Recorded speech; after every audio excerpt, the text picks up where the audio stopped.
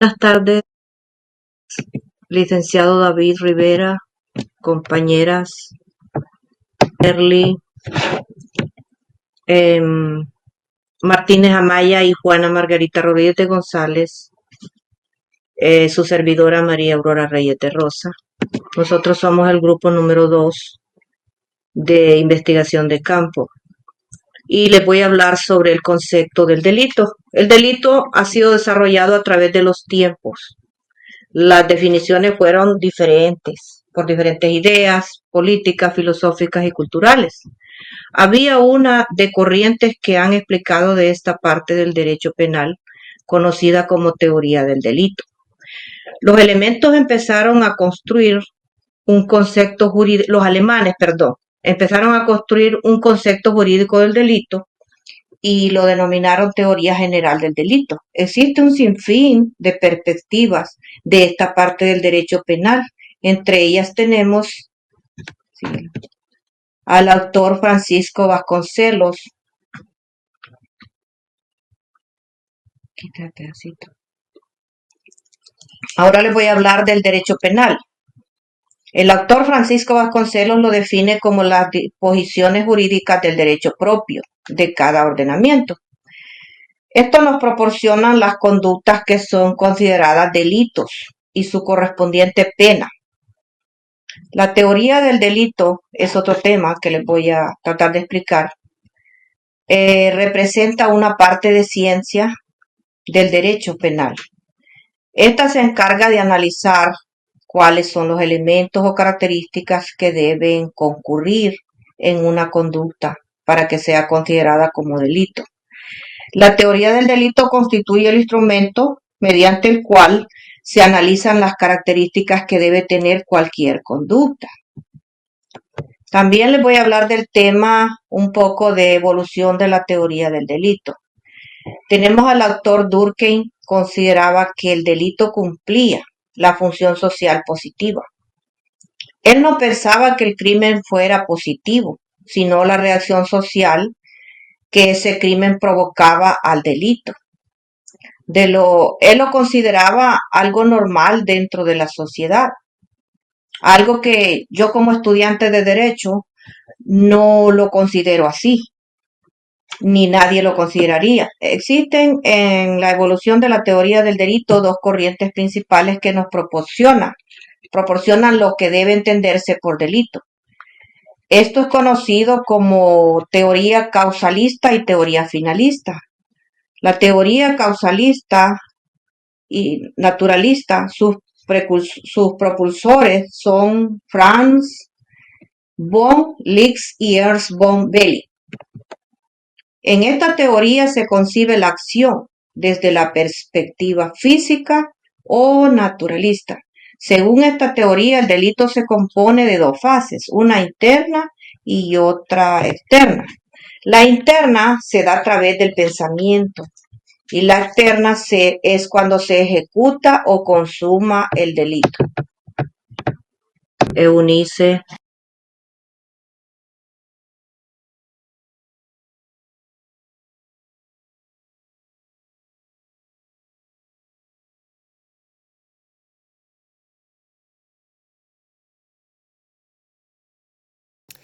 Sí, buenas noches, licenciado, compañeras. Continuamos, ¿verdad?, con este trabajo que nos corresponde también y sobre este interesante tema. Yo continúo, ¿verdad?, con uno de los subtemas y es la teoría del finalismo. Esta teoría nace con Welsem. Se analiza el término finalidad y también se determina que la acción como elemento del delito es una actividad final humana y no causación de resultados, lo que significa que la causación es ciega y la finalidad es vidente. Podemos ver los elementos del delito. Encontramos la conducta, ¿verdad? Es el elemento principal del delito, la forma de actuar de la persona, cómo se puede percibir por su nombre. Esta es la que define el comportamiento humano, ya sea positivo o negativo, por lo que se produce, ¿verdad?, un resultado delictivo, ¿verdad? Según la conducta o la forma que la persona se comporta en medio de la sociedad o en medio del núcleo donde viva. También la tipicidad. Una vez identificada la conducta, se determina en el plano real, recogido, ¿verdad?, en la legislación. Tenemos también la antijuricidad. Este término o este elemento aparece como consecuencia de la tipicidad también, cuando la conducta realizada es contraria al derecho y permite determinar, ¿verdad?, que el hecho cometido es una infracción. También tenemos la culpabilidad. Ante una acción antijurídica, el juicio que se aplica al sujeto es la culpabilidad, obviamente. Así pues, la culpabilidad es la posición en la que se sitúa una persona imputada y que es responsable del incumplimiento o de esa infracción de la ley. Podemos analizar de esto, ¿verdad? Dice Samuel Pufender, ante mismo Kant, ya había edificado al hombre como ser éticamente libre. La dignidad y la libertad son datos comunes a todos los hombres. Predicaba este representante del justnaturalismo racionalista alemán. Eran importantes atribuciones antes de la Ilustración, ¿verdad? Este dato importante que nos dejó este gran escritor. También podemos ver los orígenes en el derecho romano, ¿verdad? Otro subtema que tenemos por acá son los orígenes del derecho romano. El derecho penal romano no tiene una teoría sistemática del delito. En esta época el delito se entendía, ¿verdad?, de forma general como una ofensa contra el Estado o un daño a una persona. Se distingan, ¿verdad?, dos tipos principales de delitos. Delitos públicos, crimina, que eran castigados por el Estado. También, ¿verdad?, los delitos privados, delicta, que eran resultados entre las partes afectadas con indemnizaciones también.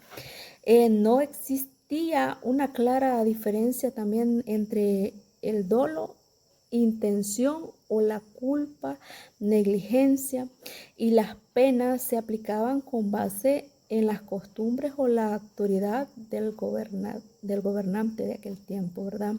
Estas son, ¿verdad?, estos subtemas hemos visto en estos minutos. Ahora, ¿verdad?, mi compañera que continúa también.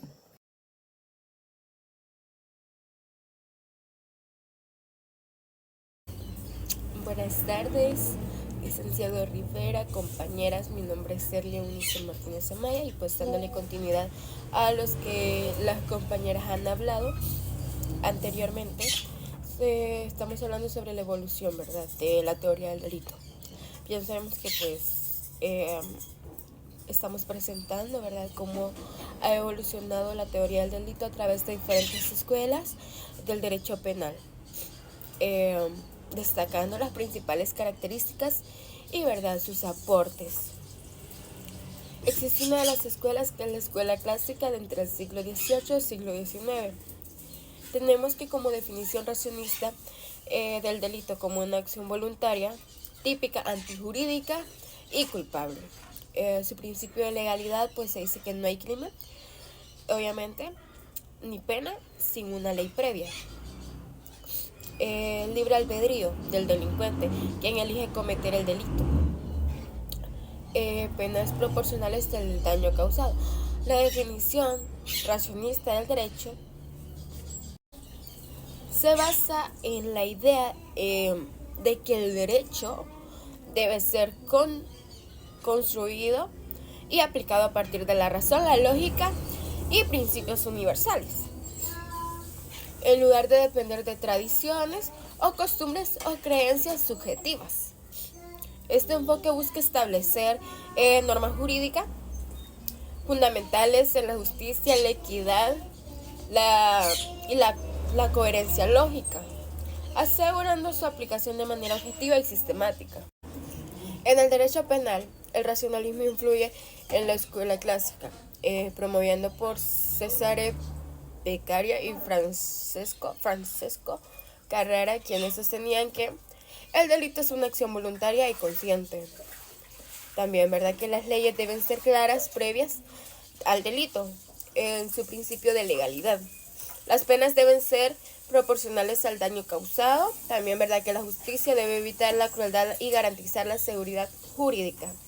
Este enfoque contribuyó a la modernización del derecho penal y sentó las bases del Estado del Derecho. Las normas se aplican con imparcialidad y racionalidad. También está lo que es la escuela positivista del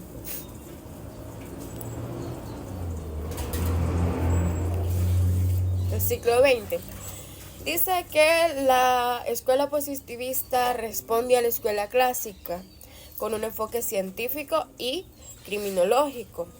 Cesare Lombroso introduce que la teoría del delincuente nato vinculado a la criminalidad y factores biológicos y psicológicos.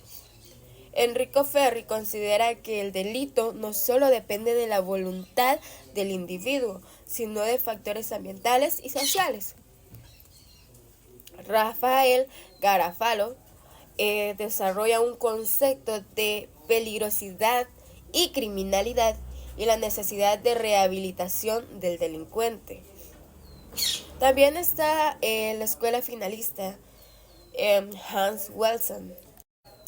Propone que el delito es una conducta con finalidad guiada por un objetivo. Introduce la estructura tripartita del delito, tipicidad, que esta encaja en un tipo de penal específico. Está la antijuridicidad. La evolución del derecho penal ha transitado desde un enfoque basado en el libre albedrío de la escuela clásica hacia perspectiva que considera factores biológicos, psicológicos y sociales. La escuela positivista, posteriormente con el finalismo de Hans Wilson, el delito se analiza como una conducta con propósito, incluyendo la tipicidad, antijuridicidad y la culpabilidad. En la actualidad, el funcionamiento adapta el derecho penal a las necesidades de la sociedad, incorporando debates sobre proporcionalidad de la pena, prevención del delito y derechos humanos. Esta ha sido nuestra participación. Muchas gracias.